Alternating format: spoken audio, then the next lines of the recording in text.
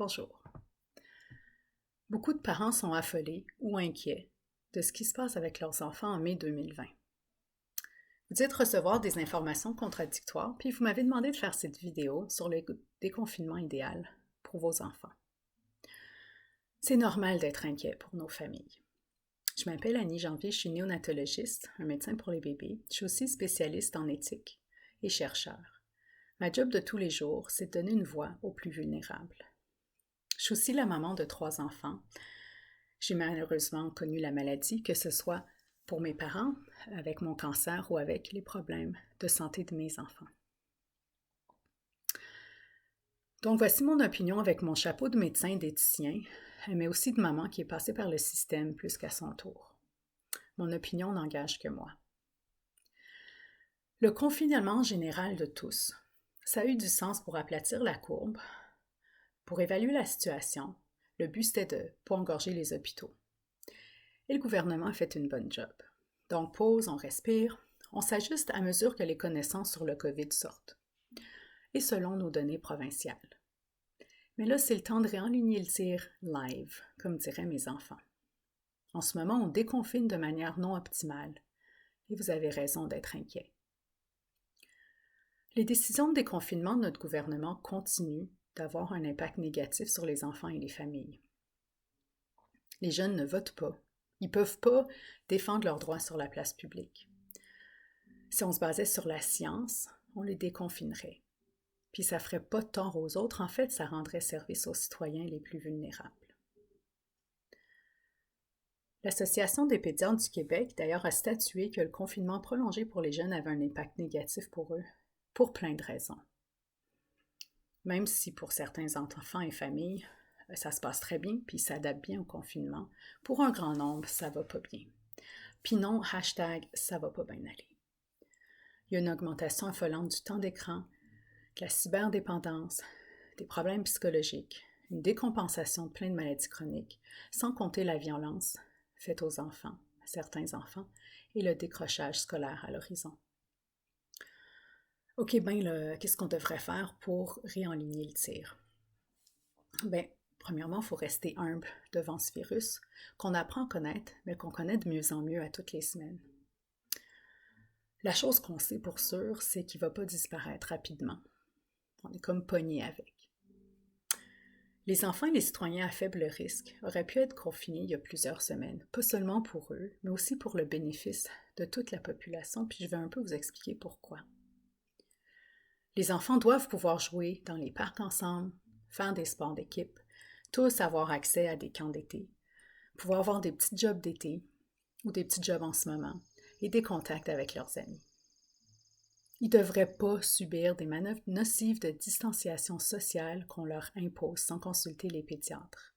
C'est pas basé sur la science. Sachant ça, il faut choisir la moins pire des solutions pour déconfiner, celle qui donne moins de risques. Viser la réduction des méfaits, c'est-à-dire qu'on essaie de réduire le plus possible les morts, puis les torts pour tous. Comme j'ai expliqué dans mes autres vidéos, il y a 4 risques. Le premier, c'est d'attraper le COVID-19. Certains sont plus à risque parce qu'ils sont plus exposés, par exemple les travailleurs de la santé. Le deuxième risque, c'est le risque pour notre santé si on l'attrape. Il y en a qui sont plus à risque parce qu'ils ont des maladies chroniques ou d'autres conditions.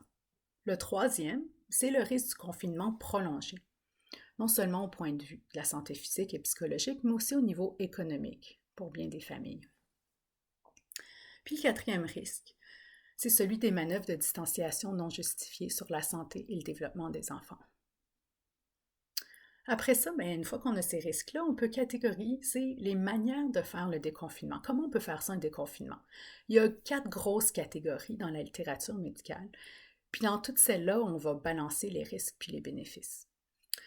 La première, c'est de ne pas déconfiner, on reste tous chez nous, on attend le vaccin.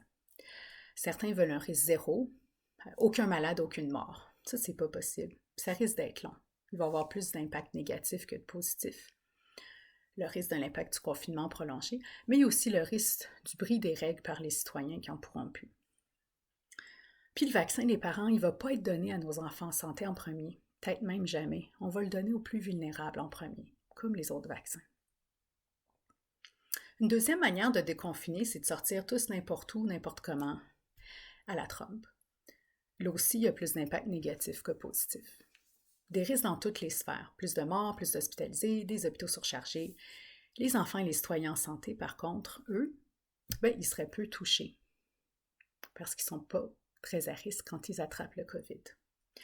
La troisième manière de faire le déconfinement, c'est ce qui se passe en ce moment au Québec, de manière graduelle par secteur désigné, les magasins, les coiffeurs, etc. On prend en ce moment en fait des risques pour les citoyens les plus vulnérables qui circulent. Même si le magasin a une porte sur la main, plein de fenêtres, c'est un gros risque pour eux.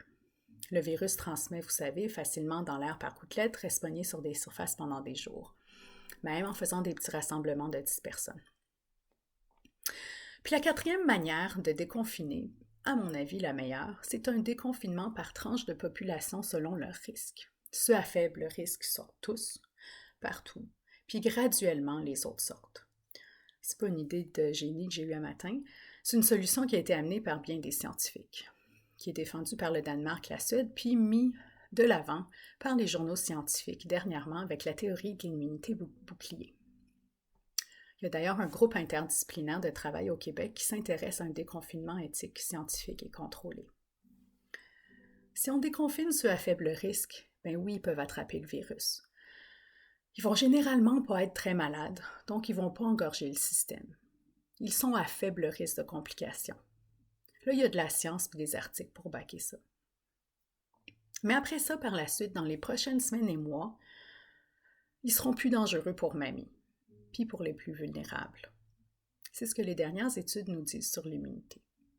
Mamie pourra voir ses petits-enfants sans risque. Nos enfants à risque, eux aussi, ils vont être plus protégés par l'immunité bouclier quand ils retourneront à l'école, parce qu'il y a d'autres enfants qui vont déjà avoir fait la maladie. Dans une étude récente, on se rend compte aussi que probablement environ la moitié de la population semble se défendre mieux contre le COVID-19, ayant été en contact avec d'autres virus apparentés par le passé. Mais ça, c'est à suivre. Les parents, il ne faut pas oublier que si l'école reprend en septembre, il y aura alors les virus habituels qui maganent les enfants qui vont arriver. Par exemple, l'influenza, le virus respiratoire syncytial pour lesquels chaque année il y a des centaines de consultations et d'hospitalisations, puis même des morts. À la vue d'un mouchoir, les enseignants vont vous appeler Atchoum, c'est-tu le corona ou les autres virus plus dangereux. Les pédiatres devront être impliqués pour le retour de l'école en septembre. On entend parler de scénarios de retour. Ils sont mis de l'avant sans consulter les spécialistes des enfants. Les enfants pourraient facilement aller à l'école à temps plein. Il n'y a aucune raison de les envoyer un jour sur deux pour les protéger. Il n'y a pas non plus de raison scientifique de les exposer à des stratégies de distanciation physique. Mais on doit aussi penser au risque de l'unité familiale de la maisonnée, puis des contacts de ces enfants, par exemple les enseignants. J'en parle dans mon autre vidéo. La majorité des parents de jeunes enfants sont à faible risque s'ils attrapent le coronavirus. Par contre, si les parents sont à risque, par exemple s'ils sont greffés ou ont une maladie chronique significative, là c'est une exception. Puis c'est la même chose pour les enseignants. Il y a vraiment un danger de déconfiner comme on le fait en ce moment. Il y a comme un non-sens dans le déconfinement. En ce moment, on ne parle pas aux citoyens de leur risque et du risque familial. C'est très important d'en parler quand on permet des rassemblements de 10 personnes puis de 3 familles. En ce moment, les personnes vulnérables qui se rassemblent prennent des risques. Certains ne savent même pas qu'ils en prennent. Hier, j'ai dû, avec timidité, indiquer à un papa d'environ 50 ans qui a un énorme surpoids puis qui n'est pas allé voir son médecin depuis 10 ans, que peut-être qu'il devrait y aller, parce qu'il pourrait être à risque élevé. C'est pas seulement les vieux qui sont à risque. Il y a plein d'autres facteurs associés à une hospitalisation et à un décès. Par exemple, le surpoids important, notre taux de cholestérol, un diabète qu'on peut ignorer. Fait qu'en ce moment, on prend des risques pour les plus vulnérables sans vraiment les informer. Mais on laisse les enfants à faible risque confinés. On ne les laisse pas jouer au ballon. On ferme les camps de vacances pour tous. Puis on a beaucoup qui ne vont pas à l'école. C'est vraiment un non-sens scientifique, humain et éthique. Mais en fait, c'est peut-être plus politically correct de déconfiner par secteur de l'économie, de laisser faire des petits rassemblements pour acheter la paix.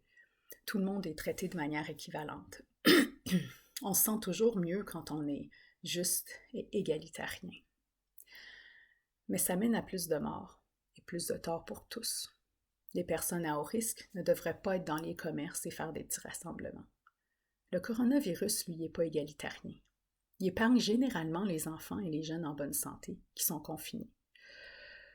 On pourrait parler de l'éthique de tout cela plus, c'est ma job, mais il faudrait faire pas mal de vidéos.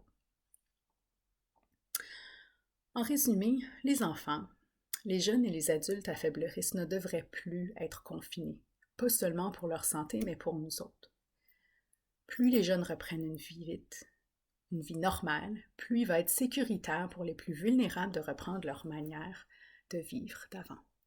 Il faut continuer de recommander haut et fort l'école, avant-hier, en septembre, tous les jours, les camps de vacances pour tous, la pratique du sport pour les enfants en santé, dans des familles à faible risque. Ce confinement prolongé des jeunes nous nuit à tous à long terme. Je tiens à dire par contre qu'en tant que médecin et citoyenne, je respecte les recommandations de la santé publique, mais je suis vraiment inquiète pour nos familles. Je suis aussi inquiète pour les plus vulnérables qui sautent dans l'assouplissement des mesures sans avoir été éduqués à propos de leurs risques. Je suis inquiète comme médecin et éthicienne surtout des contresens scientifiques du déconfinement. C'est pas facile d'être parent. Les parents, pour certains aussi, c'est plus dur que pour d'autres en ce moment. Rappelez-vous que vous êtes plus fort que vous le pensez. Faites-vous pas bardasser par d'autres parents qui vous font sentir comme des mauvais parents parce que vous ne faites pas votre pain bio maison. Vous êtes les experts de vos enfants. Lâchez pas. En espérant des bonnes nouvelles pour notre famille et nos jeunes bientôt.